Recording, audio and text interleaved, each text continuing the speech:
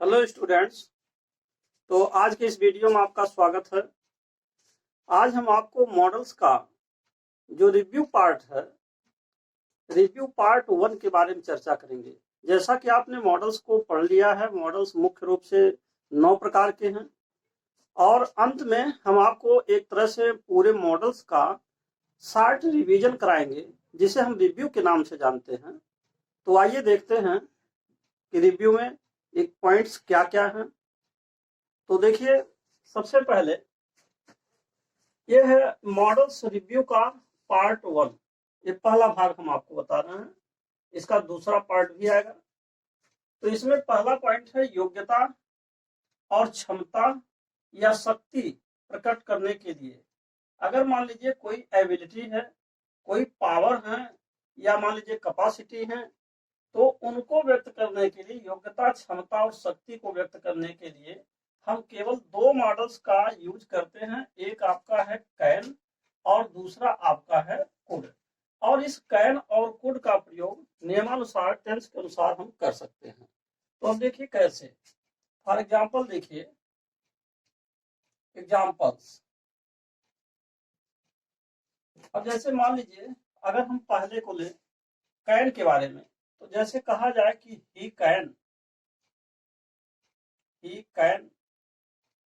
और speak, he can speak English. अगर ये लिखा है ही कैन स्पीक इंग्लिश, ये आपका पहला पॉइंट है। इसका अर्थ हुआ कि वह अंग्रेजी बोल सकता है, वह अंग्रेजी बोल सकता है, वह अंग्रेजी बोल सकता है। तो ये आपका कैन का प्रयोग हुआ, किसके लिए हुआ? यह योग्यता के लिए कि उस व्यक्ति की कोई योग्यता है कि वो अंग्रेजी बोल सकता है, यह उसकी क्षमता है, यह उसकी शक्ति है कि उसको अंग्रेजी आता है, वो बोल सकता है। तो ये आपका हो गया ही कैन स्पीक इंग्लिश।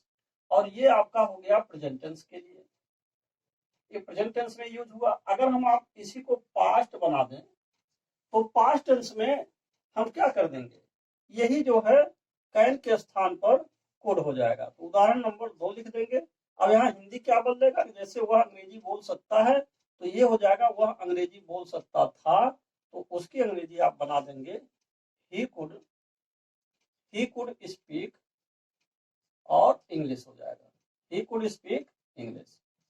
तो अब ये अर्थ क्या देगा, वह अंग्रेजी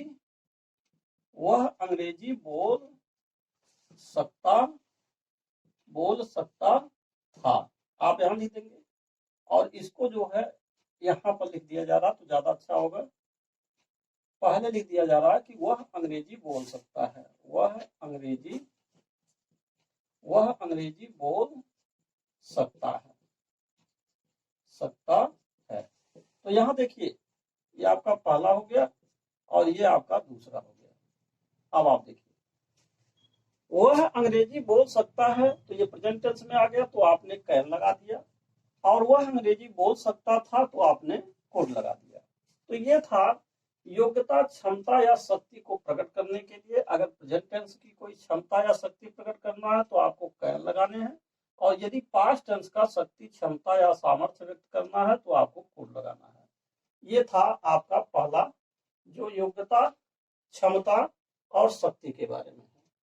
अब आप देखिए नंबर 2, दूसरा पॉइंट है आमंत्रण, इच्छा और उद्देश्य के आने पर। यानी कि अगर मान लीजिए ऑफर है, इनविटेशन है, अथवा कोई विलिंगनेस है या उद्देश्य के लिए बातें हैं, कोई किसी से आप जो है आमंत्रित कर रहे हैं, अथवा कोई अपनी इच्छा व्यक्त कर रहे हैं किसी के लिए, अथवा कोई उद्देश्य की बात है, तो इनमें से जो मॉडल्स यूज होंगे, इसमें से आपका will, shall, may, might, could, would, कुछ भी इसमें से आ सकता है। अब इनके बारे में देखिए। तो अब हम इसका आपको उदाहरण बताते हैं। नंबर 1, अब आप नंबर 1 इसमें देखिए। तो एक चीज और भी समझ लीजिए, इसमें यह भी बातें हैं कि सबसे पहले हम इसमें से लेंगे कि जैसे मान लीजिए मे को ले लिया जाए। तो जैसे मान लीजिए अगर आप मे से किसी को जैसे आमंत्रण हुआ और इच्छा हुआ, आप सबसे पहले विल से लेते हैं। देखिए, तो अगर आप चाहें तो इस प्रकार कर सकते हैं कि जैसे विल यू, यानी कि पहले इसको हम हिंदी में लिख दे रहे हैं तो अच्छा रहेगा। क्या आप इसमें जो है क्या आप चाय पिएंगे, क्या आप चाय पिएंगे, अगर ऐसे लिखा है चाय पिएंगे तो यहाँ पर आप जो है विल का प्रयोग कर सकते हैं और विल यू हो जाएगा और टेक टी हो जाएगा, विल यू टेक टी। तो यहाँ पर आप देख रहे हैं कि विल का प्रयोग हमने किसके लिए किया, आमंत्रण के लिए, इनविटेशन के लिए है, ऑफर के लिए है।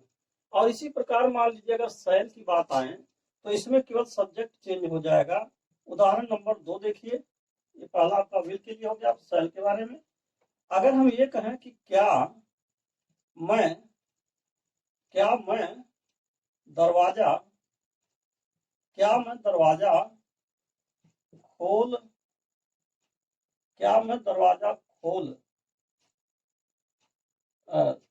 खोल दूंगा, ऐसे क्वेश्चन साइन। तो इसमें एक तरह से आप पूछ रहे हैं किसी से कि क्या मैं दरवाजा खोल दूंगा, तो ये हो जाएगा आपका शैल और आई हो जाएगा और ओपन हो जाएगा, ओपन के बाद द विंडो हो जाएगा, या आप लिख सकते हैं डोर, यहां पर लिखेंगे डोर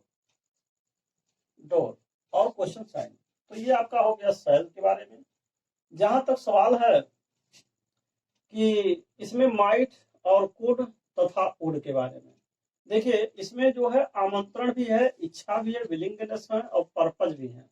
तो अब हम आते हैं अगला जो एक जो प्रयोग है पर्पज यानी उद्देश्य के लिए, जिसमें आपका मे का प्रयोग होता है। तो मे का संबंध उद्देश्य से है। तो ये उदाहरण नंबर 3 आप देखिए कैसे होगा। जैसे कहा जाए कि ही, हिंदी में लिखते हैं पहले कि वह मेहनत करता है और ताकि अच्छा अंक ला सके।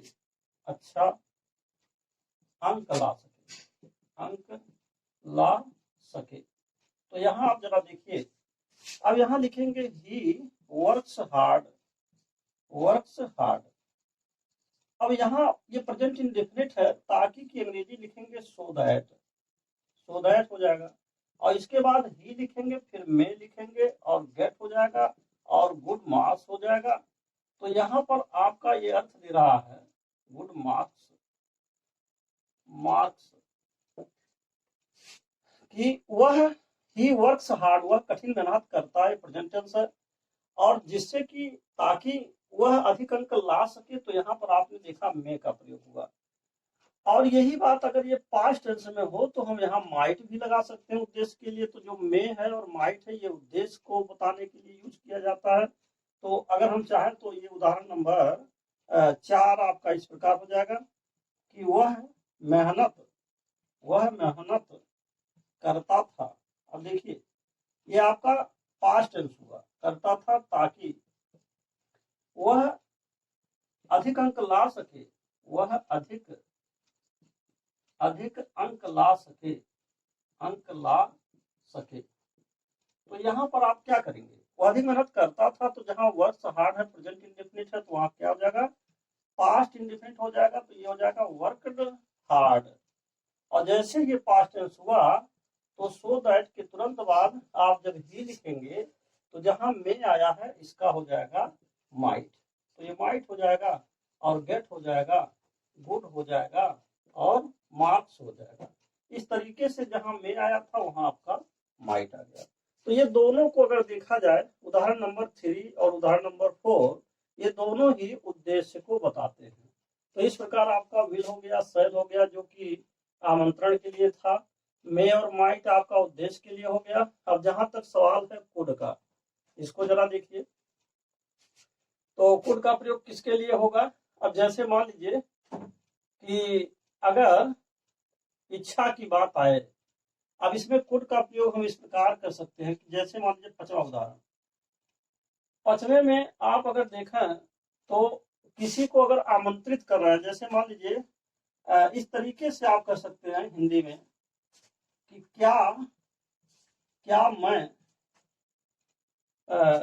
आपकी मदद कर सकता हूं, आपकी मदद कर सकता हूं, तो यहाँ पर आप देख रहे हैं, यहाँ पर आप कुड लगा सकते हैं। तो कुड आई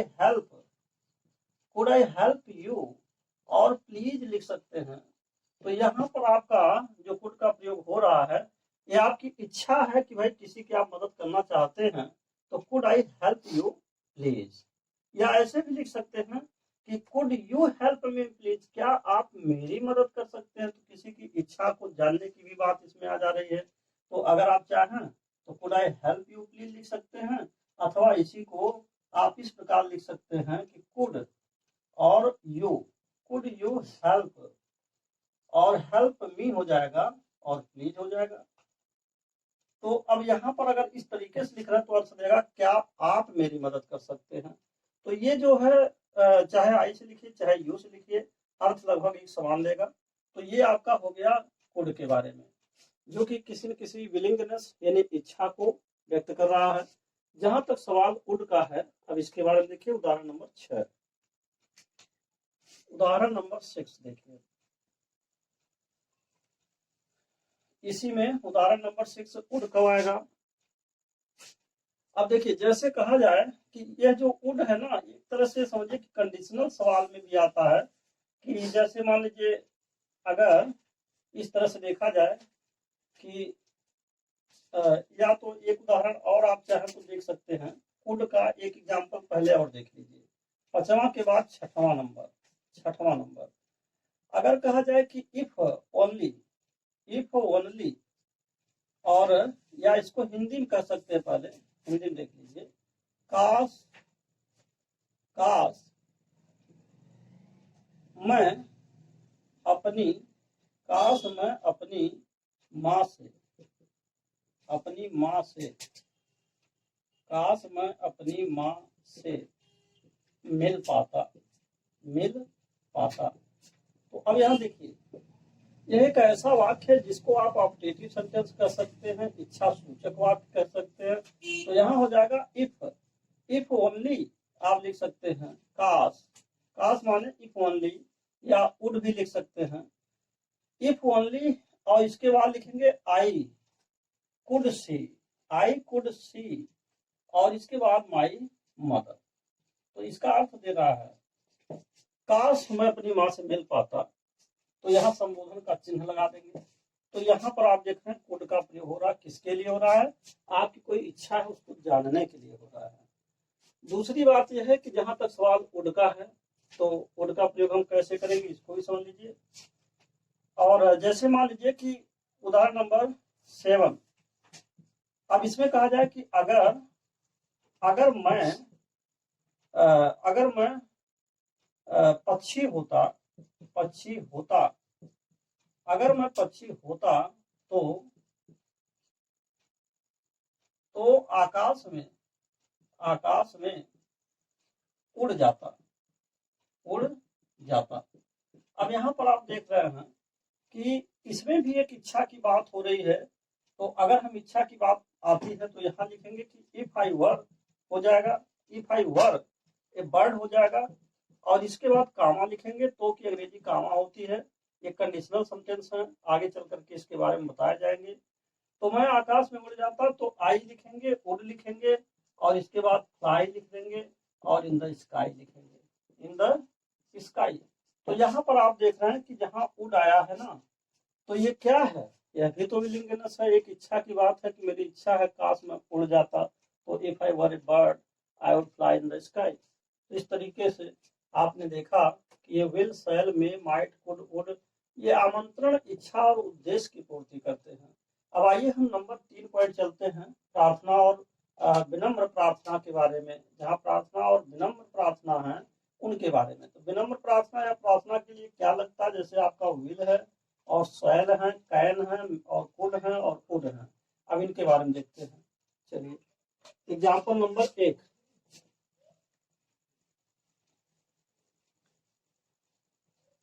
बहुत ही आसान है, ये बहुत कठिन नहीं है, थोड़ा दिमाग आपको लगाना पड़ेगा। और इसे कंडीशन थोड़ा समझना होगा, इसीलिए देखिए मैंने हिंदी में लिखा ताकि समझ में बात आपको आए। अंग्रेजी में लिखने में बहादुरी नहीं, बहादुरी तो यह है कि आप कितना समझ पा रहे हैं, बहादुरी उसमें ये है, नहीं तो फिर फायदा क्या है। इसलिए मैंने इसे हिंदी में लिखा ताकि आप अच्छी तरीके से समझ पाए। आइए देखिए, प्रार्थना और विनम्र प्रार्थना अथवा किसी से कोई रिक्वेस्ट करने तो हमको कैसे करना है। तो सबसे पहले हम विल और शैल को लेते हैं। तो चलिए पहला उदाहरण देखते हैं। एग्जाम्पल नंबर 1, विल शैल का प्रार्थना के रूप में आप कैसे प्रयोग करेंगे। जैसे मान लीजिए विल यू, यानी हिंदी में लिखते हैं कि क्या आप मेरी मदद करेंगे। तो यहाँ पर आप देख रहे हैं, जब विल से आप क्वेश्चन कर रहे हैं, ये जो है एक तरह से इंट्रोगेटिव सेंटेंस बना रहा है। ऐसी स्थिति में फ्यूचर टेंस के आने पर कि क्या आप मेरी मदद करेंगे, तो इसमें प्रार्थना की बात आ रही, तो आप यहाँ पर लिख देंगे विल यू, और इसके बाद लिखेंगे विल यू और हेल्प, और इसके बाद लिखेंगे मी। दूसरी बात यह है कि शैल के लिए अब वही बात फिर है कि यहाँ अगर चाहे तो आप सब्जेक्ट चेंज कर देंगे, क्या मैं आपकी मदद करूंगा। तो इस तरीके से आप इसको लिख सकते हैं कि क्या मैं आपकी सेवा करूंगा। अगर ऐसे आ जाए करूंगा, तो यहाँ पर आप देख रहे हैं सब्जेक्ट आई आ गया है, तो आप यहाँ लिख देंगे शैल हो जाएगा और आई, और इसके बाद हेल्प हो जाएगा या यू हो जाएगा, शैल आई हेल्प यू, इस तरीके से। तो आपका विल और शैल हो गया। अब जहां तक सवाल कैन का है, और कैन में भी बात अक्सर यही आती है, क्या मैं आपकी मदद कर सकता हूं। बस थोड़ा सा अंतर यही आएगा। देखिए तीसरा उदाहरण, अब अंतर क्या आएगा कि क्या मैं आपकी मदद कर सकता हूं, कर सकता हूं। तो अंतर क्या आया, यहाँ केवल अंतर इस बात का है कि आप देख रहे हैं कि जब ये कर सकता हूं प्रेजेंट टेंस है और फ्यूचर टेंस में करेंगे आ रहा है, तो करेंगे आने पर विल या शैल लगाया गया। लेकिन कर सकता हूं तो आप इसमें कैन लगा सकते हैं, और यहाँ पर कैन आई हेल्प यू हो जाएगा। देखिए मेरे कहने का मतलब ये है कि किसी भी व्यक्ति से प्रार्थना करने के लिए, विनम्र प्रार्थना के लिए, ये सारे जो मॉडल्स हैं इनमें से कोई भी यूज किया जा सकता है। यह ध्यान रखना होता है कि किस टेंस में है, कौन सा हम यूज करें। अर्थात एक से अधिक मॉडल्स कैन बी यूज्ड, यानी one or more than one, यानी एक या एक से अधिक। आप ये कह सकते हैं कि एक से अधिक मॉडल्स एक उद्देश्य के लिए यूज किए जा सकते हैं। इसीलिए मैंने यहाँ सबको एक साथ रखा है। पहले के वीडियोज में आप सेपरेटली अलग अलग पढ़े हैं, और यहाँ पर मैंने ये दिखाने प्रयास किया है कि एक ही पॉइंट के लिए, जैसे रिक्वेस्ट है, पोलाइट रिक्वेस्ट है, प्रार्थना या विनम्र प्रार्थना है, तो उनके लिए आप विल, शैल, कैन, कुड कुछ भी लगा सकते हैं। लेकिन इसके थोड़े से कंडीशंस को ध्यान रखना है कि अगर फ्यूचर टेंस है तो आप विल शैल लगा सकते हैं, अगर प्रेजेंट टेंस है तो कैन लगा सकते हैं। अब यहाँ देखिए कुड की बात जहां तक है, यह भी प्रेजेंट टेंस के लिए ही यूज होता है। अब जैसे मान लीजिए कैन तो होता ही होता है, लेकिन जब ज्यादा पोलाइट यानी कि ज्यादा विनम्र प्रार्थना हो तो कैन से ज्यादा बेहतर होता है कुड के बारे में प्रयोग करना। अब जैसे क्या मैं आपका नाम पूछ सकता हूं, तो इसमें एक बात यह है सकता हूं कि जब कोई वर्तमान काल में, जब कोई भी चीज वर्तमान काल में यानी प्रेजेंट टेंस में आप किसी से कोई चीज विनम्रता पूर्वक पूछते हैं या मांगते हैं, कि जैसे क्या मैं आपका नाम पूछ सकता हूं, क्या मैं आपका टेलीफोन प्रयोग कर सकता हूं, क्या मैं आपका बाइक चला सकता हूं। तो जब जिसमें प्रार्थना की बात आ जाए इस तरीके से, तो कैन से ज्यादा बेहतर होता है कि अगर आप कुड का प्रयोग करें। तो यहाँ हो जाएगा कुड आई, और आस्क हो जाएगा, और योर हो जाएगा, नेम हो जाएगा, और प्लीज हो जाएगा। तो अर्थ दे रहा है क्या मैं आपका नाम पूछ सकता हूं। तो यहाँ पर कैन से कहीं ज्यादा महत्वपूर्ण आपका कुड हो जाता है। तो ये हो गया विल, शैल, कैन और कुड। अब जहां तक सवाल कुड का है, तो कुड को हम प्रार्थना से कैसे करेंगे, कि जैसे मान लीजिए यही बात है कि जैसे आपने यहाँ देखा कि क्या आप मेरी मदद करेंगे, तो क्या विल यू हेल्प मी। तो ये जो है थोड़ा सा इसमें एक तरह पॉसिबिलिटी ज्यादा हैं, लेकिन जो वुड की बात है, जैसे यहाँ देखिए कैन जो था, कैन से ज्यादा महत्वपूर्ण पोलाइट रिक्वेस्ट के लिए कोड आया, ऐसे ही विल के जगह पर वुड का प्रयोग पोलाइट रिक्वेस्ट के लिए आ जाएगा। तो जैसे क्या आप मेरी मदद कर सकते हैं या करेंगे, तो विल यू हेल्प मी यहाँ लिखा हुआ है, और यही चीज अगर आपको पोलाइट रिक्वेस्ट करना हो तो इसी को आप अथवा करके लिख सकते हैं, और ये उदाहरण नंबर आपका 5 बन जाएगा। 5 में आप देख रहे हैं ये तो होगा ही, इसके अलावा आप लिख सकते हैं कि वुड यू और इसके बाद हेल्प और मी। मतलब क्या है, क्या आप मेरी मदद करेंगे, विल यू हेल्प मी, यह भी सही है, लेकिन थोड़ा पोलाइट रिक्वेस्ट अगर कर रहे हैं कि आप मेरी मदद कर देंगे, अगर ऐसे कुछ कहना चाहते हैं तो वुड यू हेल्प मी, बस और कोई इसमें बात नहीं है। तो इस तरीके से आपका ये हो गया नंबर 3 पॉइंट। अब आइए हम चौथा, जो आपका जहां पर लिखा है चौथा पॉइंट, धमकी अथवा वादा।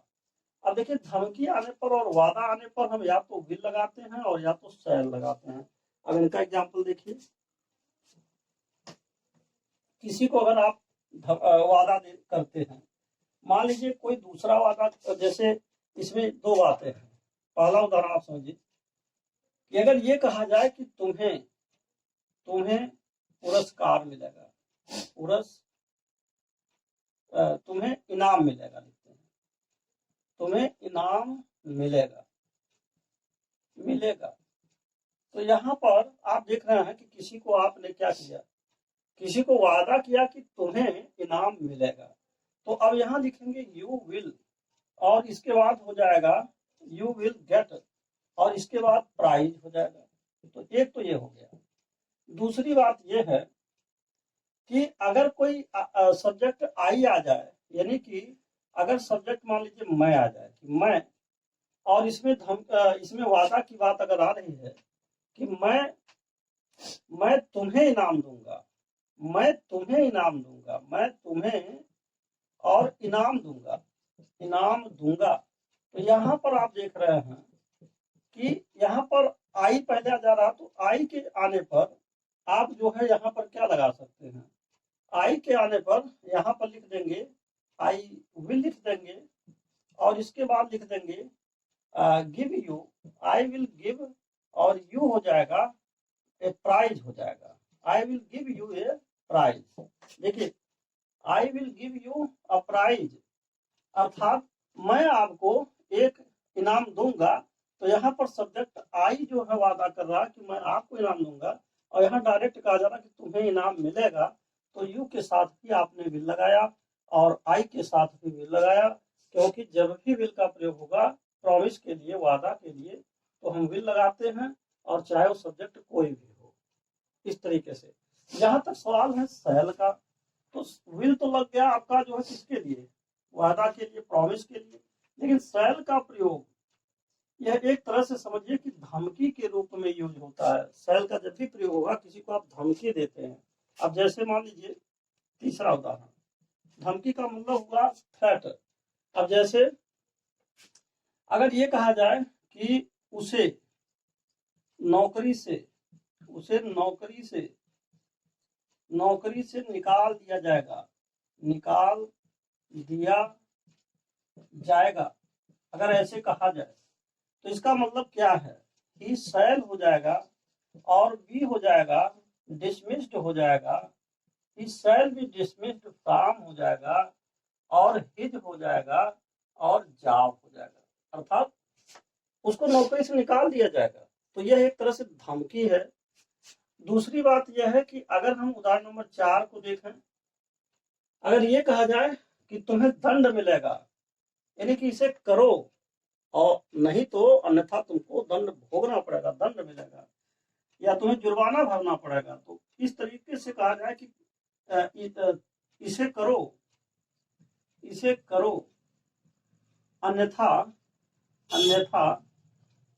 तुम्हें जुर्माना भरना पड़ेगा,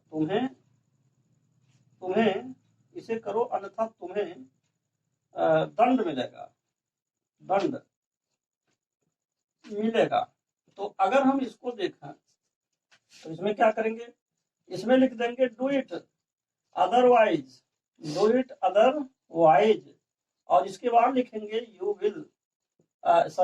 यू शैल बी, यहाँ हो जाएगा यू शैल और बी हो जाएगा और पनिश्ड हो जाएगा।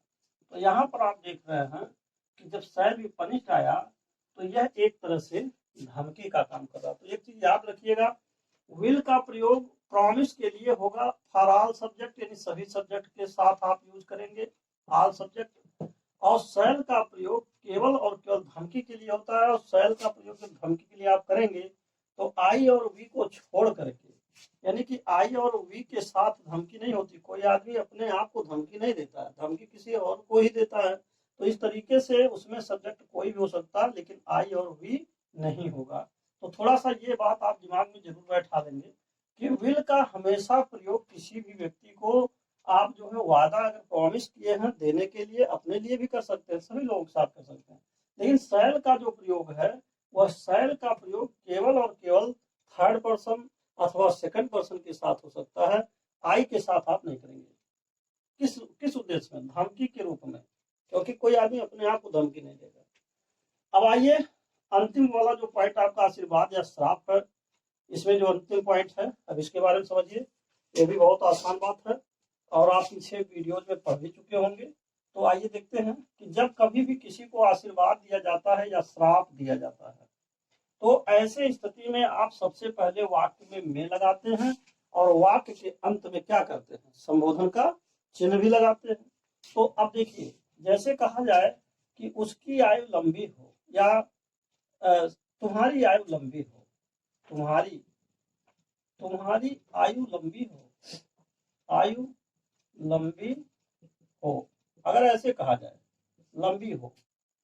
तो अब यहाँ पर आप देख रहे हैं कि एक आशीर्वाद है, तो ऐसे स्थिति में आपको सबसे पहले मे लगाना है और मे के बाद यू लिखना है, इसके बाद लिव लिखना है, मे यू लिव हो जाएगा और इसके बाद मे यू लिव लॉन्ग लिखना है। एक तो ये हो जाएगा। और दूसरा मान लीजिए अगर श्राप देना चाहते हैं तो इस तरीके से लिख सकते हैं कि जैसे मान लीजिए उसका नरक हो, उसका नरक हो, तो ये एक तरह से श्राप है या वह विफल हो जाए। तो इस तरीके से आप सबसे पहले मैं लिख देंगे और मैं के बाद ही लिखेंगे, फिर बी लिखेंगे, इसके बाद रिउंड लिखेंगे। तो इस तरीके से ये आपका श्राप हो गया और ये आपका ब्लेसिंग यानी आशीर्वाद है और ये आपका कर्स यानी कि श्राप है। इसी प्रकार एक उदाहरण और भी समझ सकते हैं। जैसे कहा जाए भगवान आपकी भला करे, अगर ऐसे कहा जाए कि भगवान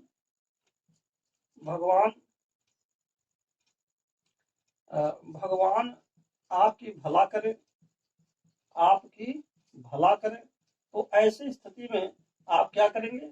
इसमें सबसे पहले आपको लगाना है मे और इसके बाद मे के बाद लिख देंगे गॉड और इसके बाद लिखेंगे ब्लेस और इसके बाद लिखेंगे यू, भगवान आपकी भला करे। देखिए ऐसी स्थिति में आजकल थोड़ा सा भी देखना है कि कुछ शार्ट में चलते हैं, अंग्रेजी में कुछ शार्ट फॉर्म भी चलता है। तो शार्ट कट्स हैं उसके बारे में आगे चल करके डिटेल्स आपको बताऊंगा। अभी बहुत कुछ इसमें सीखना है आपको, लेकिन इसमें आप ये समझिए कि इसको इस प्रकार आजकल कहा जा रहा है, मे गॉड ब्लेस यू के बजाय ज्यादातर सीधे सीधे लोग बोल रहे हैं गॉड ब्लेस यू, ऐसे बोल रहे हैं गॉड ब्लेस यू। तो इसमें ऐसा क्यों है? अब देखिए इसमें सीधे में गायब कर दिया गया है। दरअसल यह एक जो है अंग्रेजी में शब्द है मोड, तो जो मोड शब्द है इसके कारण ऐसे हो रहा है। तो मैं आपको समझाऊंगा कभी कि मूड 4 प्रकार के होते हैं और इनके जो 4 तरह के मूड यानी 4 तरह के सेंस से, 4 प्रकार के सेंस से अंग्रेजी भाषा का प्रयोग किया जाता है। कभी मैं इस मैटर को ला करके आपको समझा दूंगा जिसमें इस सहायक क्रियाओं की जरूरत नहीं हो रही, लेकिन यहाँ संबोधन का चिन्ह लग रहा है तो ये डायरेक्ट यूज हो जा रहा है। अब जैसे मान लीजिए अगर चाहें तो एक एग्जाम्पल ये भी देख लीजिए, कई तरीके से ऐसे होता है। जैसे मान लीजिए आपका है कि अगर कहा जाए अक्सर आप सुने होंगे जानी जानी यस पापा, फिर कहता है ईटिंग शुगर। अब यही देखिए कह रहा है कि ईटिंग शुगर। अब यहाँ पर आप देख रहे हैं ईटिंग शुगर, तो यहाँ पर होना तो ये चाहिए था कि are you eating sugar, are you, तब तो नहीं ये वाक्य कंप्लीट होता। तो इसको हटा करके सीधे कर रहा है ईटिंग शुगर। आप अक्सर मोबाइल से जब कॉल करते हैं सीधे लिखता कॉलिंग, ये थोड़ी लिख रहा है कि इट इज कॉलिंग या you are calling, I am calling, ये नहीं लिख रहा है, सीधे करा कॉलिंग। तो कहने का मतलब ये है, ये शॉर्ट फॉर्म्स जो भी आते हैं इनकी चर्चा हम आगे चल करके कभी बाद में करेंगे। तो आज का ये जो रिव्यू पॉइंट था मॉडल्स के बारे में, अब यहीं पर ये समाप्त होता है। और अगर आपको ये वीडियो अच्छा लगा तो मैं आपसे यही कहूँगा कि अगर आप हमारे चैनल पर नए हैं तो कृपया आप इसे सब्सक्राइब करें और अधिक से अधिक लोगों तक शेयर करें, और सब्सक्राइब करने के साथ साथ बेल आइकन को दबाना ना भूलें, जिससे कि मैं जो नए वीडियोज बनाऊं वह आप तक पहुंचता रहे, उसके नोटिफिकेशन आप तक आ सकें। आपने इसे देखा, इसके लिए बहुत बहुत धन्यवाद।